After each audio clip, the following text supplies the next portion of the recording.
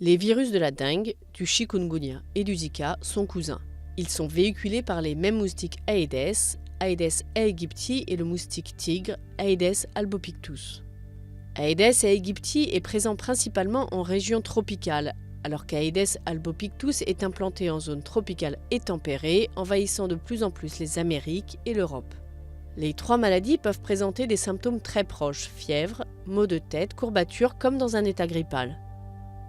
Le chikungunya déclenche plutôt de fortes douleurs articulaires souvent invalidantes, mais qui disparaissent généralement au bout de quelques jours ou semaines. Moins répandu et jusqu'ici moins étudié, le Zika passe souvent inaperçu. Quand il se manifeste, il donne aussi souvent lieu à des éruptions cutanées ou des conjonctivites. Parfois mortel, il peut aussi avoir de graves conséquences. Les scientifiques établissent un lien avec un trouble neurologique grave, le syndrome de Guillain-Barré, ainsi qu'avec des cas de microcéphalie sur des fœtus quand il touche la femme enceinte. Selon l'OMS, la moitié de la population mondiale est exposée à la dengue. La dengue sévère, autrefois appelée dengue hémorragique, constitue une cause majeure d'hospitalisation et de mortalité pour les enfants en Asie et en Amérique latine.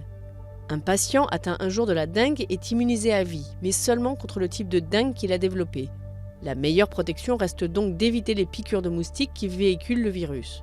Tout comme pour se prémunir du chikungunya et du Zika. Dans les zones à risque, il est également conseillé de vider, nettoyer ou couvrir les contenants susceptibles de retenir l'eau, nids à moustiques.